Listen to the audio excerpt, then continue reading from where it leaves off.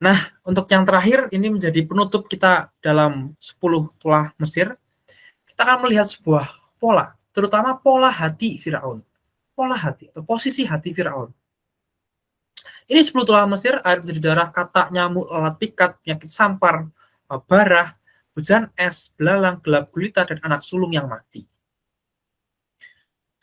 Pertama, air menjadi darah, kita lihat bahwa Tuhan itu sudah bilang, biarkanlah umatku pergi supaya mereka dapat beribadah, tapi hati Firaun berkeras, ia tidak mau mendengarkan mereka.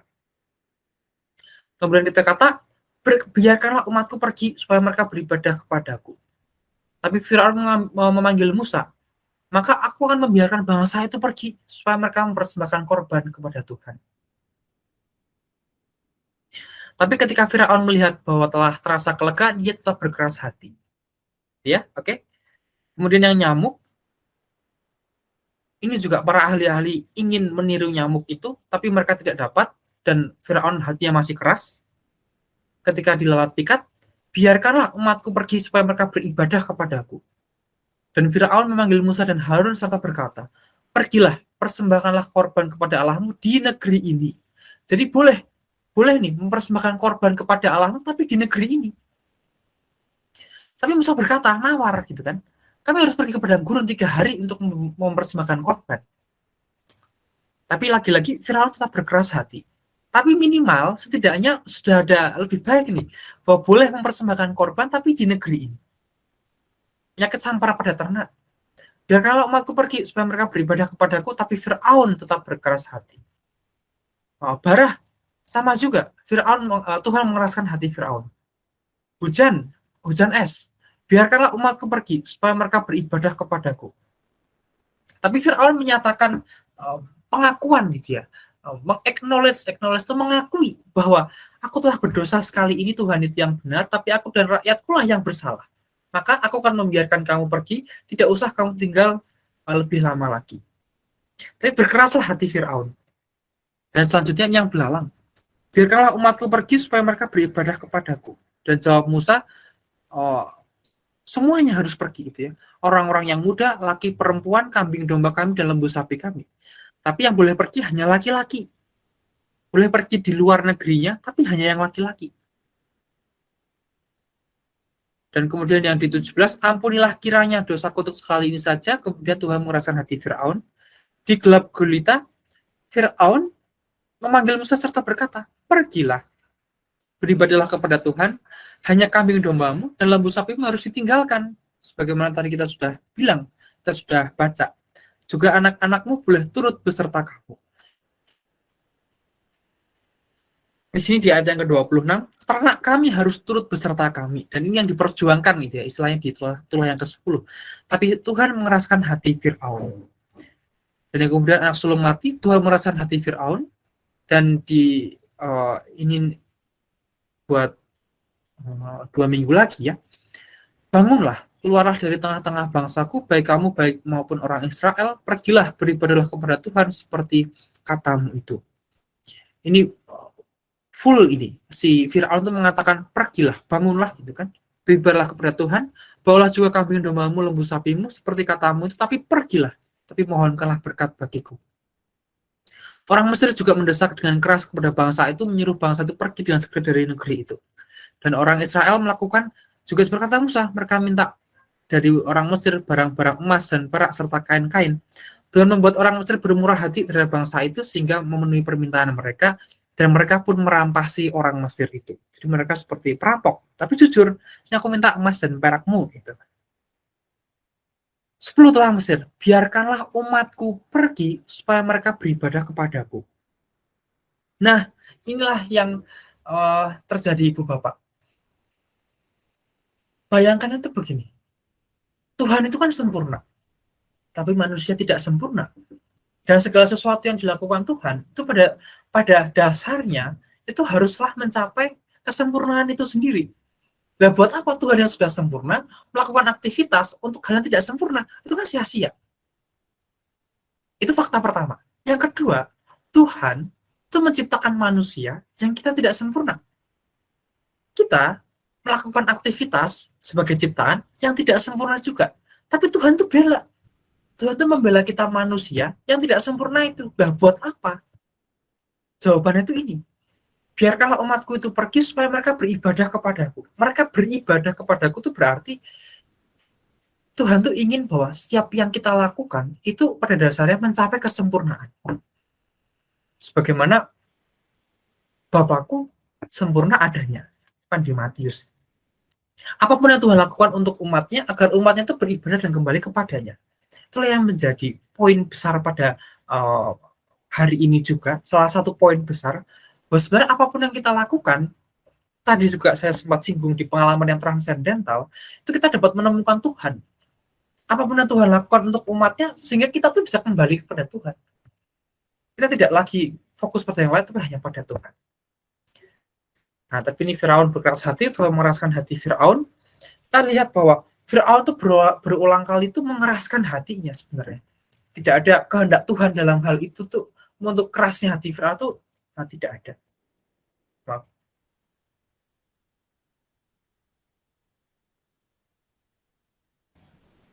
Oke. Tuhan tidak lagi berada di dalam Firaun, dalam hati Firaun, di mana seakan-akan Tuhan itu mengeraskan hati Firaun.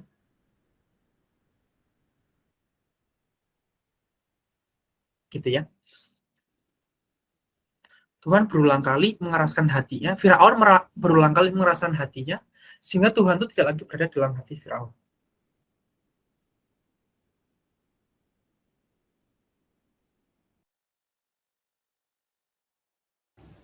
Oke, sorry.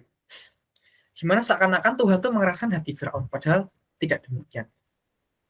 Dan selanjutnya, nah ini kata Caesarus dari Arles gitu ya, dapat dipercaya bahwa bukan kejaman Tuhan, tapi kejahatannya sendiri yang berulang-ulang, kesombongannya yang terus-menerus dalam menentang perintah Tuhan itu menyebabkan Firaun menjadi keras. Itu yang kita pernah pelajari juga, bahwa kerasnya hati Firaun itu bukan semata-mata karena Tuhan mengeraskan hati Firaun, tapi karena kesombongan dan kejahatan yang terus-menerus berulang-ulang Firaun lakukan, sehingga hati Firaun itu menjadi keras. Demikian pula kebaikan hati banyak orang tuh jadi membeku karena dinginnya dosa-dosa mereka yang berlebihan, dan mereka menjadi sekeras es. Tapi itulah karena kehangatan rahmat ilahi datang kepada mereka lagi, hati mereka yang mencair.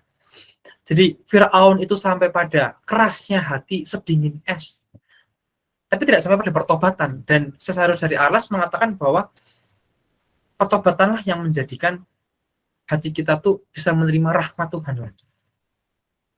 Ketika Firaun mengeraskan hati, Tuhan itu hilang daripadanya, dan rahmat-rahmat dari Tuhan itu juga hilang daripadanya juga.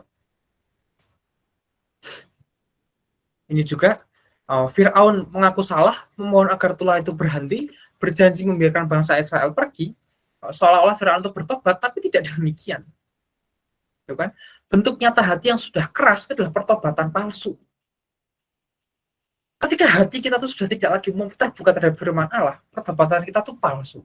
Pertobatan kita tuh hanya berdasarkan pada transaksional, apa sih yang menguntungkan bagi saya saat ini. Tulah pertama sampai ketiga, nah ini kita pada polanya, Firaun itu sama sekali tidak mengizinkan Israel pergi ataupun beribadah pada Tuhan. Tulah pertama sampai tiga, butuh 3 tulah. Hingga akhirnya, tulah yang keempat, barulah mereka semua boleh beribadah di negeri itu, tapi tidak boleh pergi. Butuh 4 tulah. Sekeras itulah hati Firaun. Butuh 4 tulah. Boleh beribadah di tempat itu, tapi mereka tidak boleh pergi. Hingga akhirnya di tulah yang ke-8, boleh beribadah, tapi laki-laki dewasa saja yang boleh pergi. Ternaknya tidak boleh dibawa. Dan selanjutnya di tulah yang ke-9, boleh beribadah, semua orang boleh pergi, tapi ternak harus ditinggalkan. Gitu. Jadi kalau diulang lagi ya, 1-3 nggak boleh, tulah ke-4 boleh beribadah, tapi nggak boleh pergi di negeri itu. Terus tulah 5, 6, 7 nggak ada perubahan apa-apa, tulah ke-8 baru oke, laki-laki dewasa saja yang boleh pergi. Di tulah ke-9 semua orang boleh pergi, tapi ternaknya yang ditahan.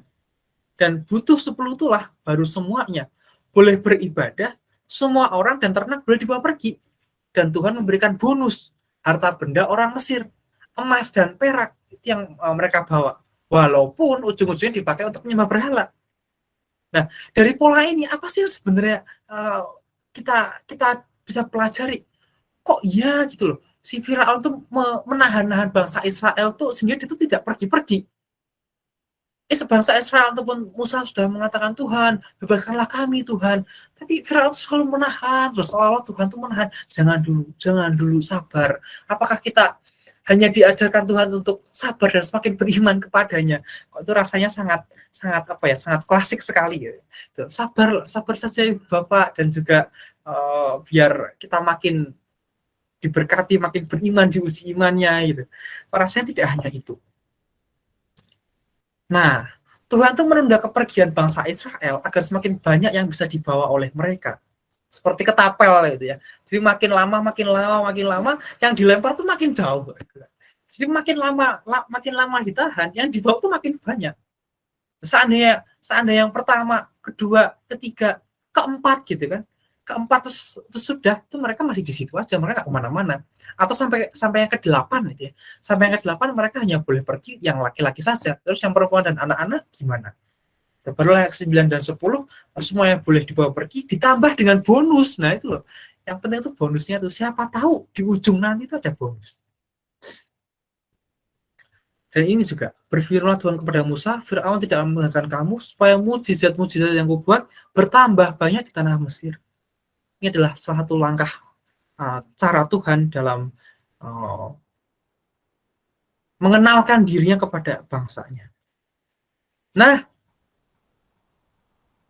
ini yang menjadi review terakhir. Apapun yang Tuhan lakukan untuk umatnya, agar umatnya itu beribadah atau kembali kepadanya. Fir'aun berulang kali mengeraskan hatinya, sehingga Tuhan tidak lagi berada dalam hati Fir'aun. Dan bentuk nyata dari hati yang keras adalah pertobatan yang palsu. Tuhan menunda kepergian bangsa Israel agar mereka tuh semakin banyak hal yang bisa dibawa. Dan dari itu semua kita hadapkan pada review. Ini yang kita bahas pada hari ini cukup banyak sebenarnya. Setelah ke-8 dan ke-9 itu belalang melambangkan gerak yang tak tentu arah. Kegelapan saat itu dapat terjadi karena kasmin, yaitu badai pasir dari gurun apa tadi, Sahara. Kegelapan dapat melambangkan sesat pikir dan ketidaktahuan akan Allah Abraham, Ishak dan Yakub. Itulah kegelapan yang dialami oleh Firaun, melambangkan Tuhan sebagaimana tafsirnya sendiri. Setelah ke-10, emas dan perak adalah upah perbudakan bangsa Israel. Allah tuh ingin segala sesuatu yang terjadi menurut kehendaknya, tapi dia tetap menghargai kebebasan individu manusia. So pada dasarnya ketika Tuhan menciptakan kita, dia tuh mau memberikan kehendak bebas dalam hidup. Dan sebagai tambahan, belum saya itu tadi mengenai kita manusia itu selalu aktif untuk mencari atau menanggapi firman Allah, aktif menolak ataupun aktif mencari. Dan kemudian hendaklah kita sampai pada pengalaman yang transendental, sadar bahwa Tuhan itu ada di setiap peristiwa. Mampukah kita menemukan Tuhan dalam setiap peristiwa? Nah, pola dalam 10 tulah Mesir. Apapun yang Tuhan lakukan untuk umatnya, ya ini tadi yang sudah kita bahas gitu ya. Kembali kepadanya, Firaun berulang kali mengeraskan hati. Bentuk nyata hati yang sudah keras adalah pertobatan yang palsu. Dan Tuhan menunda kepergian bangsa Israel itu agar semakin banyak yang bisa dibawa oleh mereka. Dan ini adalah 3 hal yang 3 poin besar. Totalnya ada 9 poin yang dapat dibawa pulang oleh Bapak dan teman-teman sekalian dari JAS ini. Oke, masih ada waktu sebelum jam 9. Apakah ada tambahan kesaksian atau pertanyaan? Seandainya saya bisa jawab, saya akan bantu jawab. Silakan Ibu Bapak dan teman-teman sekalian, seandainya ada.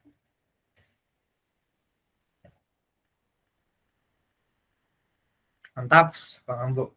Terima kasih juga atas kesetiaannya ya, Ibu Bapak, teman-teman sekalian, selama mengikuti JAS dari awal hingga akhir, atau terutama mengikuti kisah keluaran ini, terutama di 10 tulah yang saya sendiri kalau nggak salah hitung tuh 2 bulan gitu ya, kita membahas 10 tulah ini. Kayaknya tuh nggak selesai-selesai gitu kan. Tapi di 10 tulah ini akhirnya kita selesai juga. Terima kasih atas kesetiaannya. Saya sangat mengapresiasi betul kesetiaan dalam sharing, kesetiaan mendengarkan tafsiran Bapak-Bapak gereja, yang saya pun juga mendapatkan kesempatan untuk menyampaikan ini, itu juga suatu kehormatan juga bagi saya. Silakan Ibu Bapak teman-teman, apakah ada tambahan kesaksian atau pertanyaan?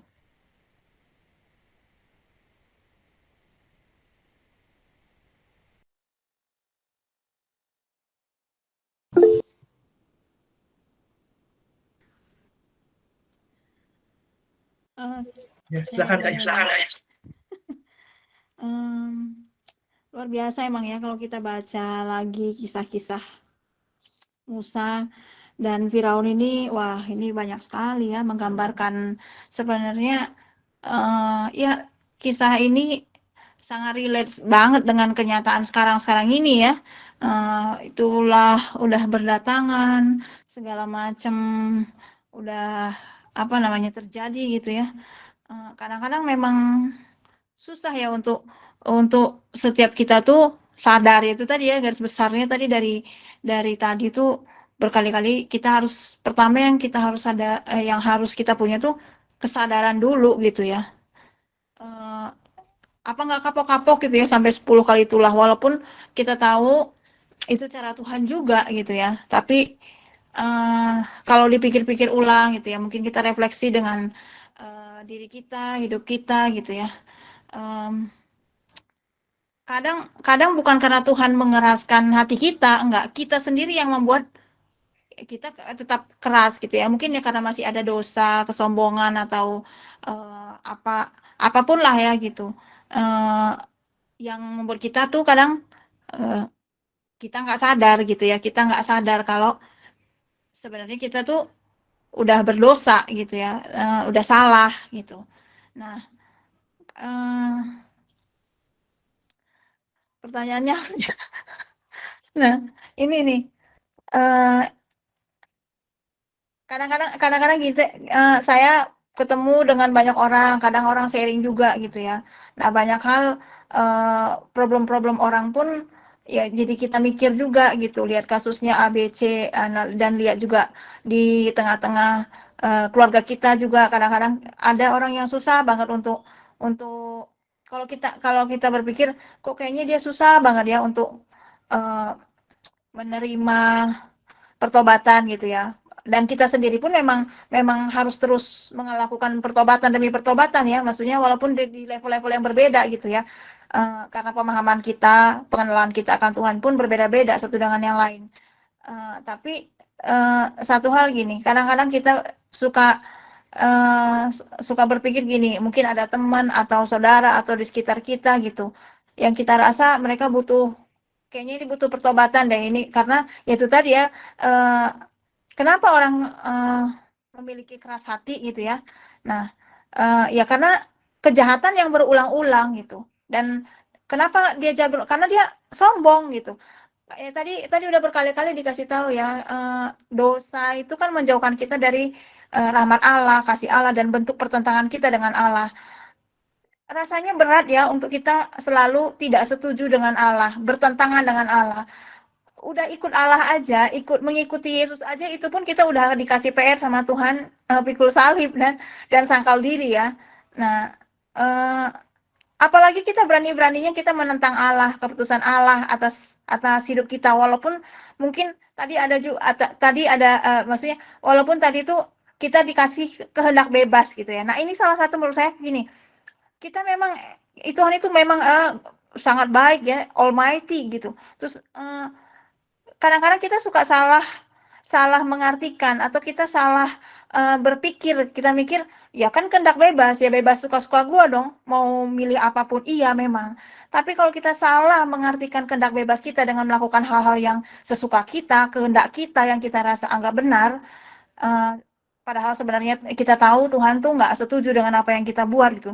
Rasanya itu sangat menyulitkan nantinya ke depan. Menurut saya sih gitu ya, karena banyak sampel lah ya kita bisa lihat di sekitar kita gitu ya. Banyak orang yang wow ya, kalau kita lihat yang lagi tren sekarang ini ya kayak banyak pejabat-pejabat pemerintah, bahkan pihak kepolisian pun, ya wow, mereka tidak jadi contoh yang bagus gitu ya. Nah, ini yang jadi PR atau mungkin eh, di tengah-tengah kita, di tengah-tengah tempat kita bekerja, banyak hal gitu yang terjadi juga.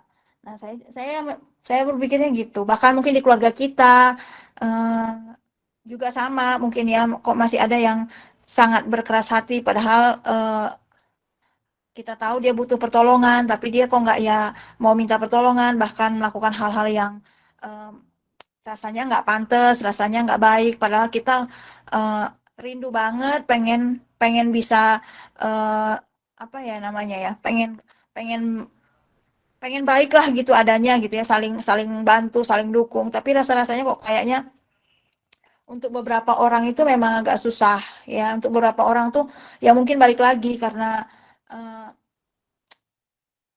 ya karena masih ada benih kesombongan itu sih sebenarnya gitu. Nah ini yang perlu kita sadari, yang perlu kita terus menggali diri kita lebih dalam, termasuk saya juga. Kalau kenapa kita, kenapa kadang-kadang, ya itu ya kadang-kadang pikir saya gini, karena saya menghadapi ada beberapa orang tuh, ini menurut saya tuh sangat mudah sekali sih jawabannya gitu. Tapi kenapa buat dia tuh sangat sulit dan akhirnya saya mikir ini harus cara apa? Harus harus treatment apa lagi? Harus dengan cara apa lagi gitu? Apakah kita harus apakah saya harus menunggu kayak orang Israel gitu ya? Nunggu sampai Firaunnya apa? Firaunnya ya bolehlah, ya sekarang ini kamu boleh pergi, tapi inimu tinggal. Bolehlah kali ini apakah nunggu itu atau bagaimana gitu ya. Bagaimana cara kita untuk menghadapi orang-orang yang seperti ini? Ya selain kata sabar juga ya dan berdoa. Nah, apa yang harus kita apa yang harus kita bukan pikirkan ya. Jadi apa yang harus ada yang menjadi pegangan kita supaya kita tuh kadang-kadang saya suka mikir gini, ini sampai kapan ya gitu. Sampai kapan ya ini orang eh, apa ya bersikeras gitu ya, kenapa sih ini orang kok kayaknya susah banget, apa yang salah ya, kenapa kayak ya itu tadi kan balik lagi Tuhan tuh kayak gampang banget dia untuk mengeraskan hati orang atau melembutkan hati orang, itu gampang banget buat Tuhan. Tapi kan saya rasa kalau apalagi di zaman-zaman now, bukan di zaman-zaman yang dulu gitu ya, sekarang ini kan udah tahun Ramadan, udah masa dari akhir-akhir zaman gitu ya. Aku rasa untuk pengenalan akan Tuhan itu sangat sangat sangat gampang banget sekarang ya. Jadi kalau hari-hari gini orang agak berlambat-lambat dengan bertobat, berlambat-lambat dengan apa lama nggak berdamai dengan masa lalu, lala dan sebagainya gitu ya. Sangat sangat sayang ya gitu loh. Karena harusnya tahun makin hari kan kita sebenarnya makin makin susah ya, hidup makin susah. Sekarang BBM naik, segala macam bakal naik dan segala macam, itu kan kesusahan. Tapi kalau kita nggak makin dekat sama Tuhan gitu ya, kalau kita nggak semakin mendengar uh, dengar-dengar anak kantor kita tuh kan gampang tergerus dengan ilah-ilah zaman inilah ya, dalam bentuk kekhawatiran, ketakutan, aduh takut ntar gue nggak dapat jodoh nih, nah, ntar gimana masa depan gue. Banyak hal gitu yang membuat orang tuh takut, khawatir, stres, apalah segala macam gitu ya. Nah, cara-cara yang membuat kita tenang ya balik lagi kalau kita memang di dalam Tuhan gitu loh. Kalau nggak di dalam Tuhan nggak ada jaminan apapun gitu, karena makin hari tuh makin makin mengerikan aja hari-hari gini gitu loh. Jadi sebenarnya Tuhan udah banyak banyak banyak apa ya, dari dulu pun Tuhan udah kasih tahu ke kita gitu ya, maksudnya ya hanya di dalam Tuhan saja gitu kita rasa tenang, walaupun mungkin kadang-kadang kita nggak tenang juga gitu. Nah itu sih, jadi menurut saya berpikir dari tadi ya, ya kadang-kadang kita juga berkeras hati gitu, kadang-kadang kita ini juga ya apa namanya, tapi ya kita harus balik lagi sadar sadar sadar benar gitu, ini kita keras hati itu gara-gara kita kah atau memang Tuhan mengeraskan hati kita untuk tidak menyetujui menyetujui atas tindakan orang lain yang kita rasa itu nggak benar, kita rasa itu dosa gitu ya. Ini harus diselidiki gitu. Jadi jangan kita merasa benar dengan jalan kita. Kita perlu cek lagi. Ini kita posisi kita tuh Firaun kah atau kita bangsa Israel saat itu. Nah, itu harus fungsi itu harus punya. Kita kan nggak bisa kompromis nih ya dengan yang namanya dosa atas atas mungkin perlakuan orang yang nggak baik sama kita. Nah, kita kan nggak bisa kompromi sama hal semacam itu. Nah, apa yang harus kita lakukan? Gitu loh, supaya apa namanya supaya banyak orang tuh eh, apa ya supaya banyak orang tuh kalau dibilang bertobat ya itu memang sasarannya gitu ya, memang itu tujuannya gitu, supaya orang tuh ngerti emang itu tujuannya, tapi kan nggak semudah-mudah itu memang, cuma kan mm, perlu perlu kesiapan dari kita untuk sekalipun mungkin orang itu nggak setuju dengan kita, sekalipun mungkin orang itu nggak menerima gitu ya, untuk apa, nggak menerima apapun itulah ya yang kita rasa kita, ini yang terbaik nih buat kamu gitu ya, ini yang terbaik nih buat kamu. Karena kan pasti kita bilang itu kan pasti ada dasarnya, ada latar belakangnya, ada ABC-nya gitu ya. Tapi kadang-kadang nggak semua orang bisa setuju dengan statement itu. Nah, tapi kita nggak bisa compromise nih ya, kita nggak bisa, oh ya udahlah gitu loh. Oh ya udahlah, dan kita harus belajar untuk yang untuk nggak kompromis lah gitu sama sama sama hal yang namanya dosa, atau lagi kita setuju dengan cara hidupnya yang salah gitu kan, kita nggak mungkin setuju, tapi tetap mungkin ya itu balik lagi, kita tetap mengasihinya tapi kita nggak setuju dengan dosanya, mungkin itu ya kali ya. Cuma saya mikir dari tadi tuh, gimana ya caranya ya, eh, selain saya berdoa dan tetap mengasihi, selain saya sabar gitu ya, apalagi ya treatmentnya supaya ini orang nggak terlambat nantinya. Ada masa-masa yang dia ngalamin kasih Tuhan. Itu sih. Atau mungkin ke sayanya yang kurang sabar ya. Nggak tahu juga sih. Ya itu ya sharingnya. Aku rasa ini nyampe nggak sih, ngerti nggak sih apa yang aku ngomongin. Mikir soalnya tadi. Oke, terima kasih ya. Maaf panjang. Terima kasih Kak Yus. Memang harus begitu. Oke, ada lagi tambahan pertanyaan untuk kesaksian?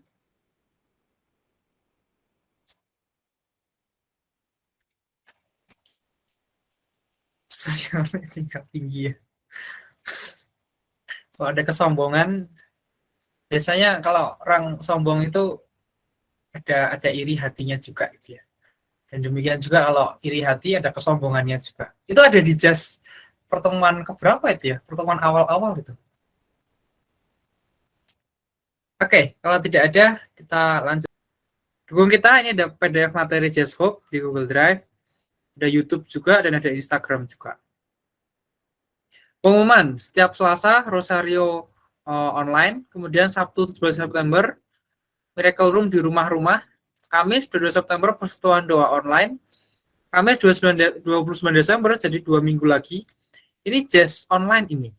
Keluaran 12 ayat 1 sampai 13 ayat 16. Tulah ke-10 dan tentang perayaan Paskah, hari raya roti tak beragi. Ini sudah mulai masuk pada ketetapan-ketetapan, hukum-hukum, nah mulai menantang, mulai seru untuk dibahas. Itu saja untuk pengumumannya. Maka mari kita akhiri pertemuan apa nih? Memang susah nggak gampang pas kenyataan di lapangan ya. Terima kasih atas kehadirannya Ibu teman-teman sekalian. Terima kasih juga atas kesetiaannya dari awal hingga akhir acara, secara khusus dan secara umum untuk acara Just kita. Maka marilah kita akhiri acara pada malam hari ini dengan doa mujizat. Dalam nama Bapa dan Putra dan Roh Kudus. Amin. Tuhan Yesus, aku datang ke hadirat-Mu dengan apa adanya. Aku menyesal atas dosa-dosaku. Aku bertobat atas dosa-dosaku. Ampunilah aku. Dalam nama-Mu, aku mengampuni orang-orang yang telah bersalah kepadaku. Aku menyangkal setan dan roh-roh jahat dengan segala tipu muslihatnya. Aku menyerahkan segenap diriku kepadamu, Yesus, sekarang dan selama-lamanya. Yesus, aku mengundang-Mu ke dalam hidupku. Aku menerimamu sebagai Tuhan, Allah, dan penebusku. Sembuhkanlah aku, ubahlah aku, kuatkanlah aku dalam jasmani, jiwa, dan rohaniku. Datanglah Tuhan Yesus, bungkuslah aku oleh darah-Mu yang kudus, dan penuhilah aku dengan roh kudus-Mu. Aku mencintaimu Tuhan Yesus, aku memuji-Mu Yesus, aku berterima kasih kepadamu Yesus. Aku akan mengikutimu setiap hari sepanjang hidupku. Amin. Bunda Maria, Ratu Kedamaian, seluruh malaikat-malaikat dan orang-orang kudus, tolonglah aku. Amin. Kemuliaan kepada Bapa dan Putra dan Roh Kudus, seperti pada permulaan, sekarang, selalu dan sepanjang segala abad. Santo Gabriel, doalah kami. Santo Mikael, lindungilah kami. Santo Rafael, tolonglah kami. Amin. Dalam nama Bapa dan Putra dan Roh Kudus. Amin.